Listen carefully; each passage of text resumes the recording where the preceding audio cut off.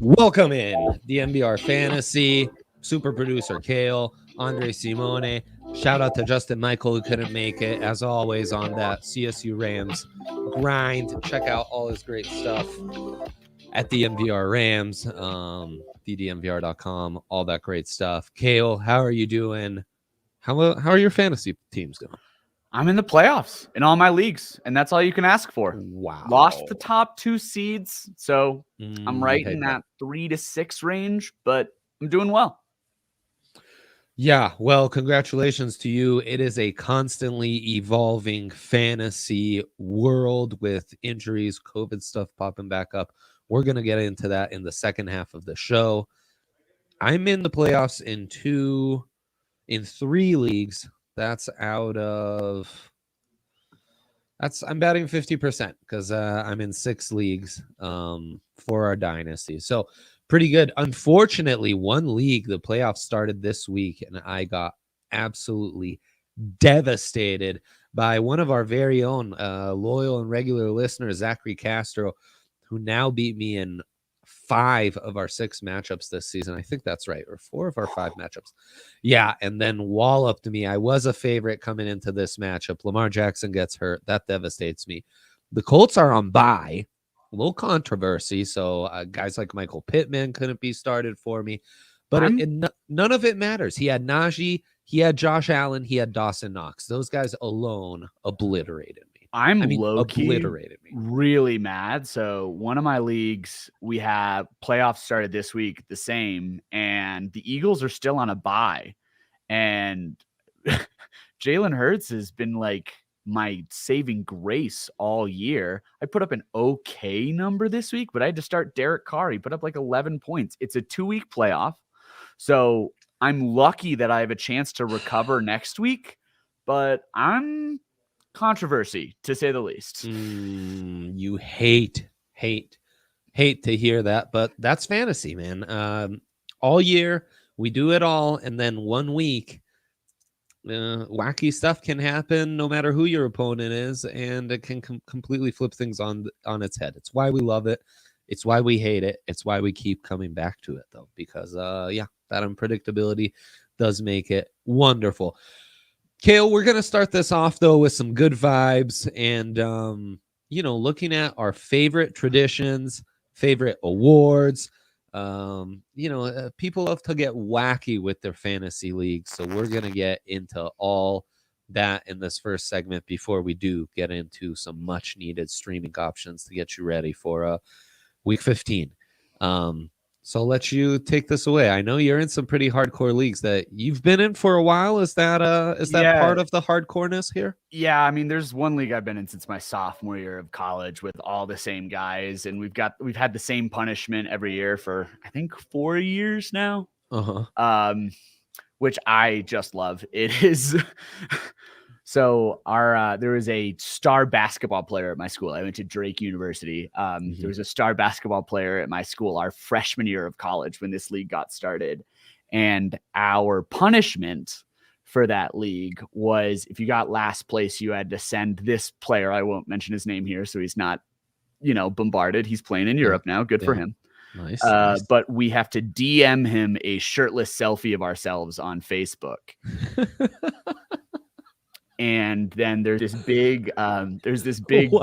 Yeah, That's incredible. There's this big party that happens at Drake every year called the Drake Relays. It's like a week-long thing, and there's this thing called the Tent there at Peggy's Tavern. And for relays, the whole week, our group chat from the league gets to decide what outfit that human has to wear to every day of relays.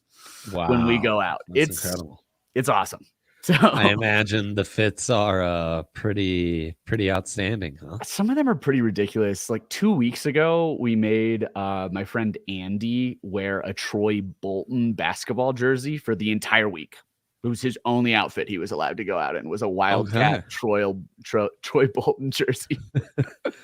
Outstanding. I love that. That's pretty hardcore. Does this basketball player know you guys? Nope. It's the best part. He was a senior when we were freshmen, has no idea, but once a year he gets a random shirtless selfie in his DMs. I assumed as much. Any response ever? Has he caught on to this at all?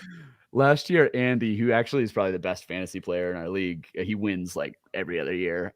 Last year, Andy lost just because of a string of injuries and sent, instead of just a selfie, he sent like this whole video of like, hey, fellow Bulldog alum here, with he rips his shirt off in the middle of the snow and just jacks up like a horrible 3-point shot. And we got a response on that one. Oh, wow. That was great. Wow. Wow. That is beautiful. I love that.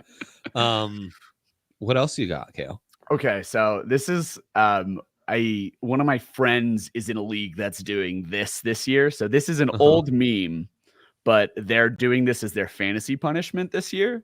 Man lost a bet and had to live life in the third person for a day. So this is the punishment in that league, which I think is absolutely hysterical. That is incredible. That's beautiful right there. Yeah.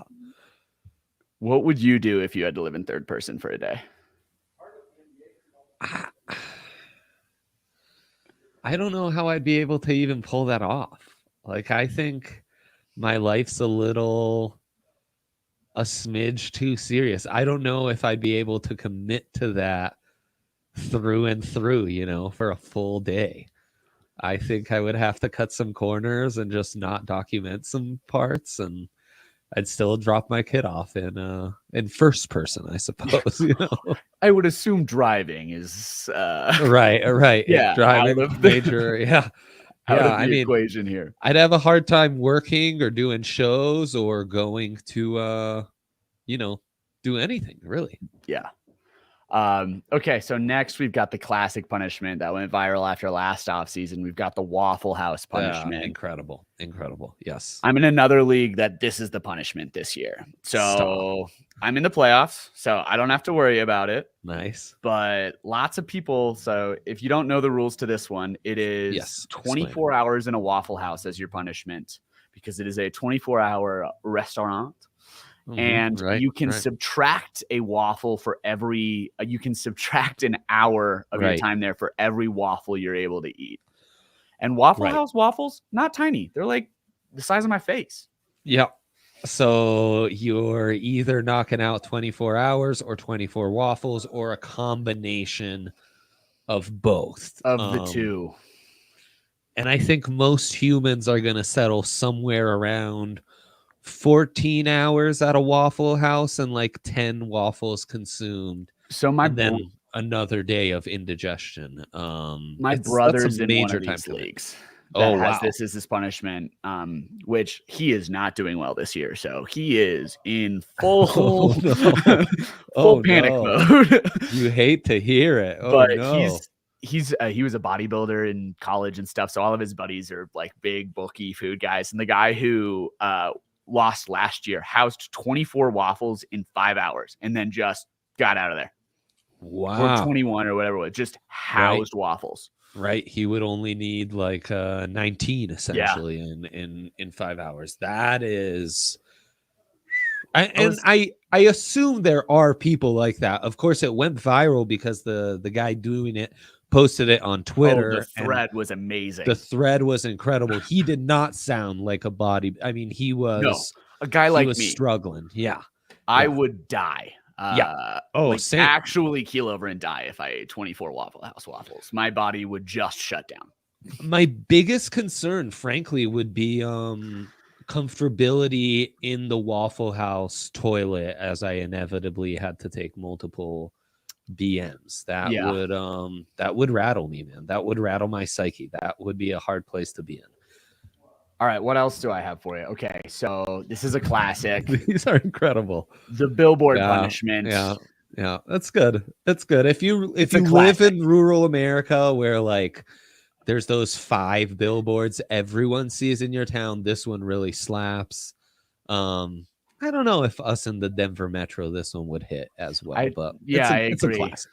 If you're like in rural Nebraska and the whole town sees the same billboard every day, amazing. Yeah. If you've ever road tripped from Denver to like anywhere on the coast or the Midwest for like, a family vacation or whatever, you know exactly what Kale's talking about. There are a million truck stop towns where it's like, oh yeah, this billboard is like the number 3 attraction in this place. So having that it would suck. That would be quite the burn, no doubt. And then I found this just on Google Images after a quick search, but I thought it was amazing. This is a guy that had to sit out front of a King Soopers, or I guess it was like a Kroger or wherever he was at, sure. all day with a free lemonade stand saying that he was bad at fantasy football while wearing a Boy Scouts uniform. The as uniform a grown man is very, very, that brings this home in a massive way.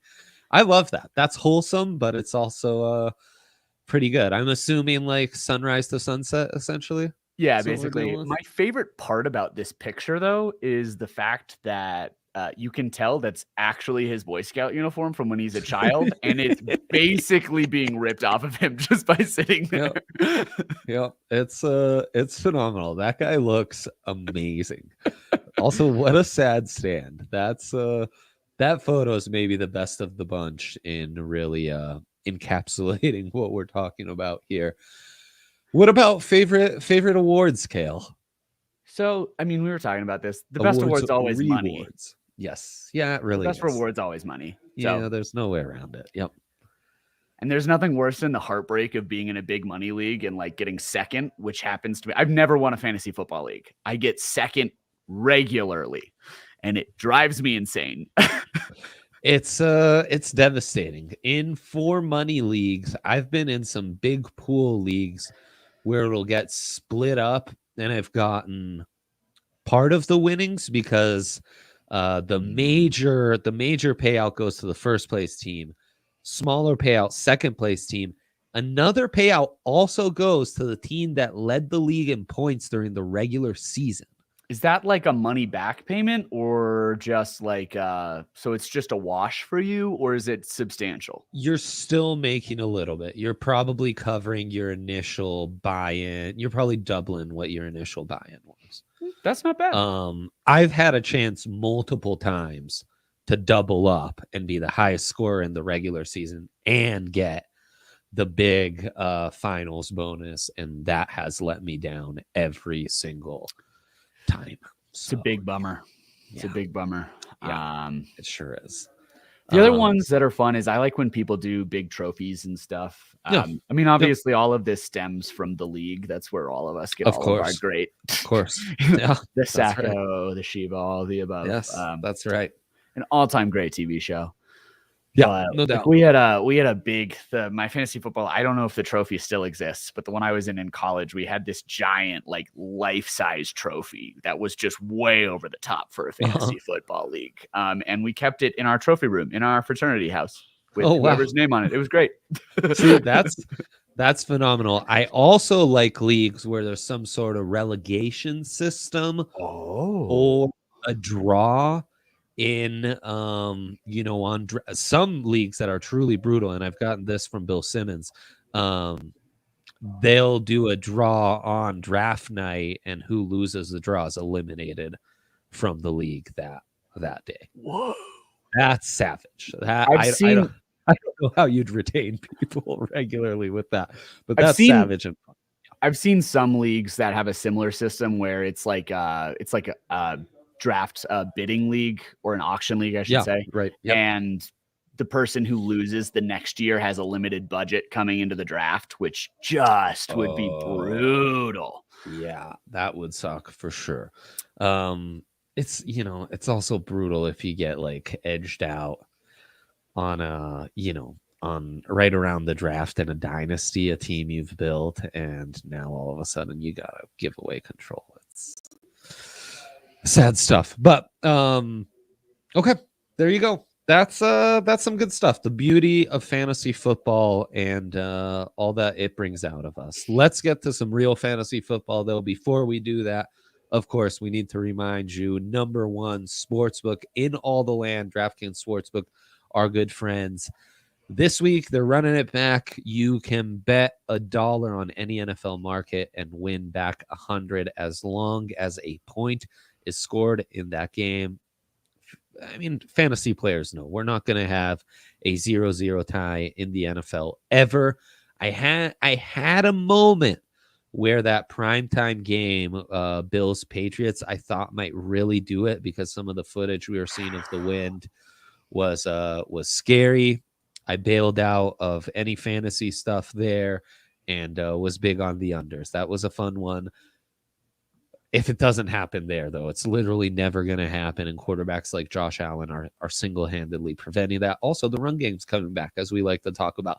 So that's also going to prevent that. Also, when you use that code DNVR, the good folks at DraftKings Sportsbook, they'll match your first deposit bonus up to $1,000.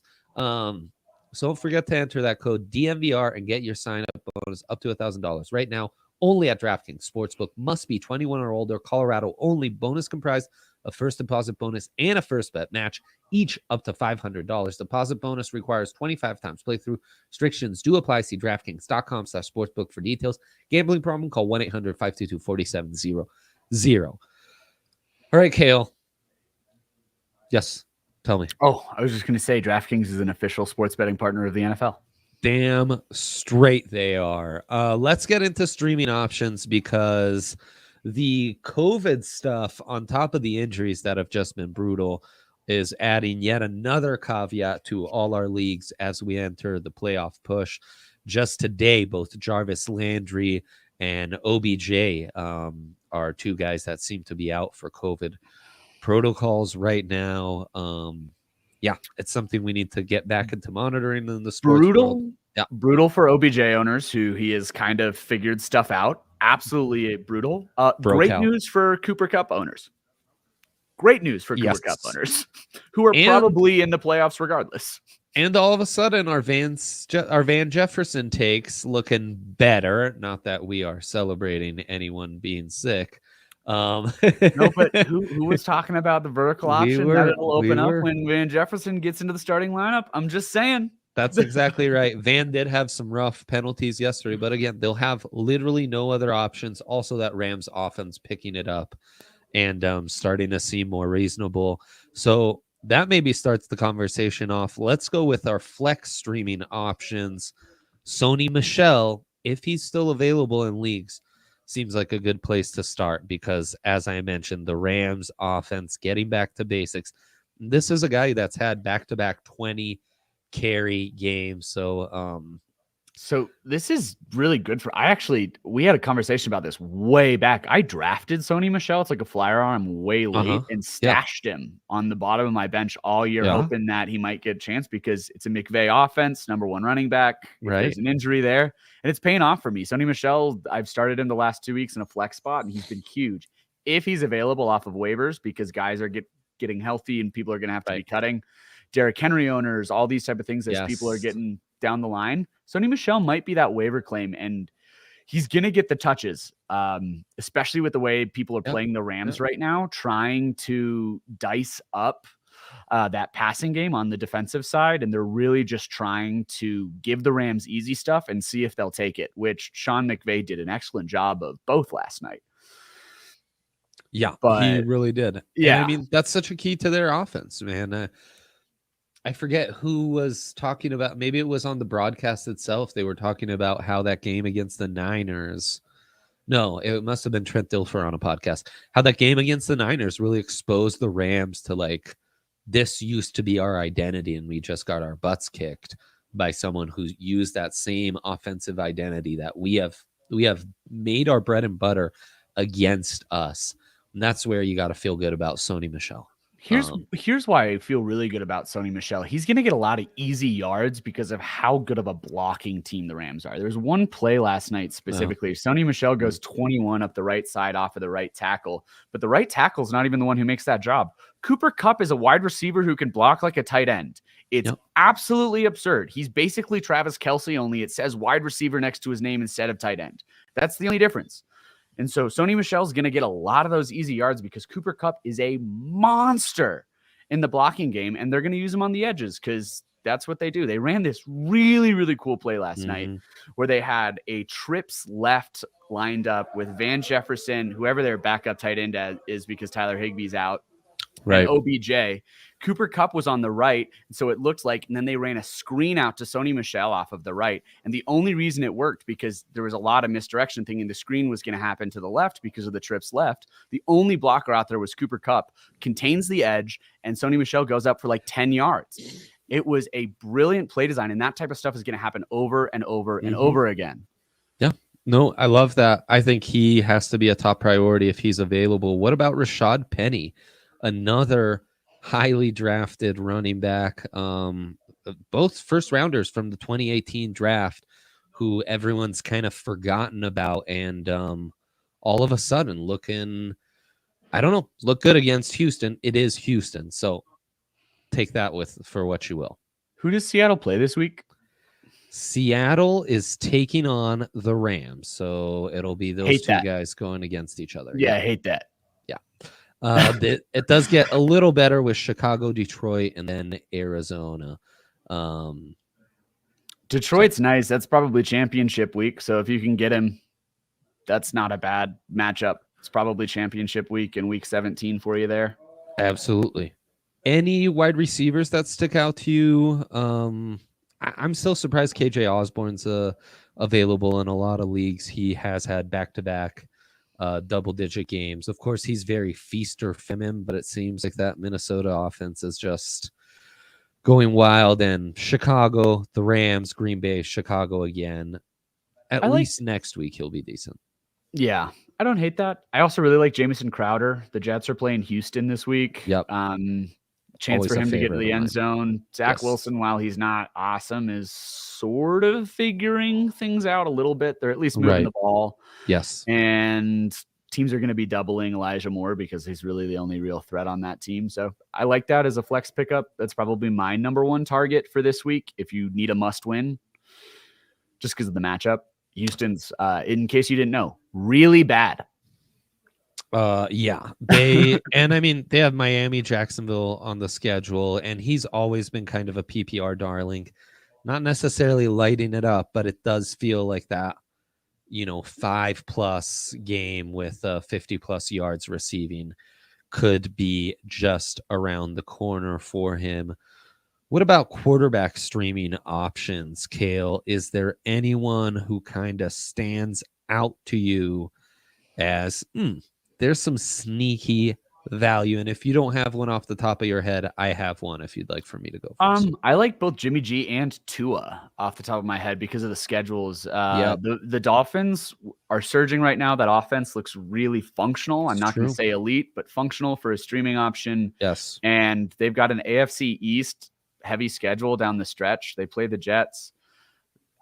Division games, Miami always plays really well. They end the season, I think week 17, not their last game, but the second to last game is against the Pats, right? Yep, exactly. And end of season Miami Pats games, for whatever reason, going back my whole life, are always offensive explosions.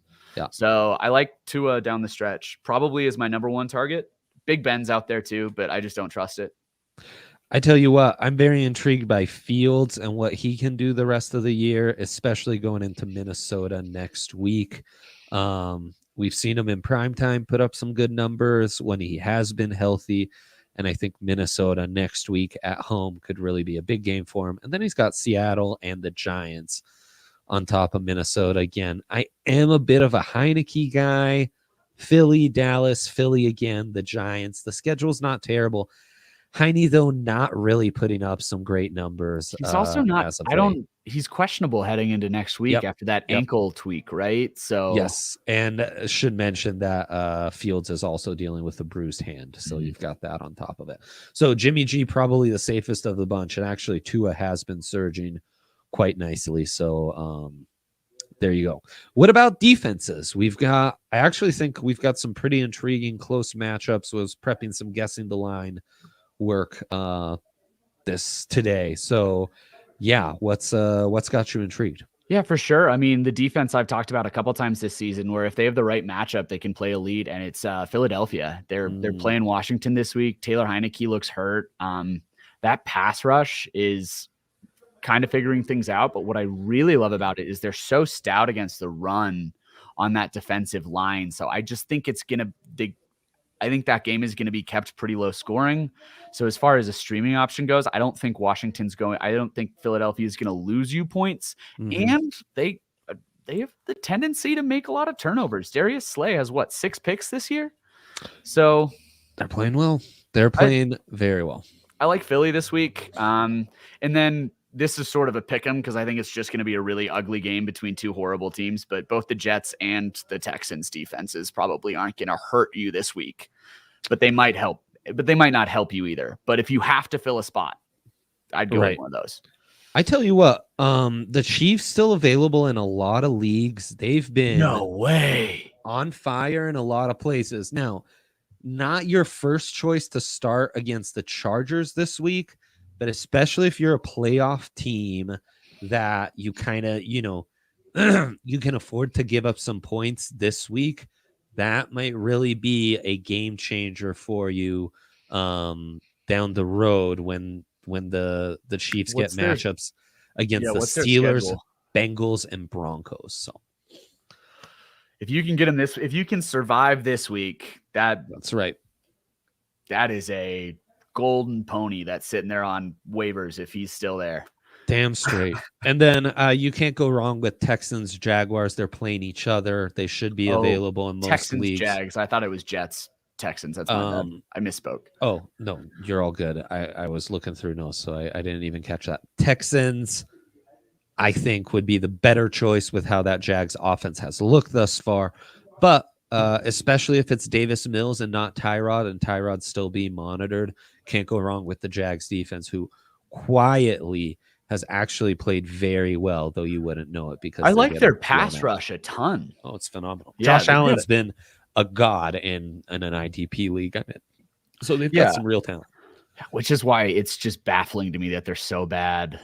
The offensive line is rough, but they've got some skill players. That defense has some pieces. It's been beat to death, but can't say more about how bad of a coach Urban Meyer has been since he was hired. 100%. So really can't. But start the Jags defense. That's okay. Yeah. There you go. All right. There you have it. This is our second to last. We will be coming to you next week with some awards. Thank you all for your support and everything. And thanks to you, Kale. And shout out to our guy, Justin. We'll be back next week. Bye, guys. Best of luck this week.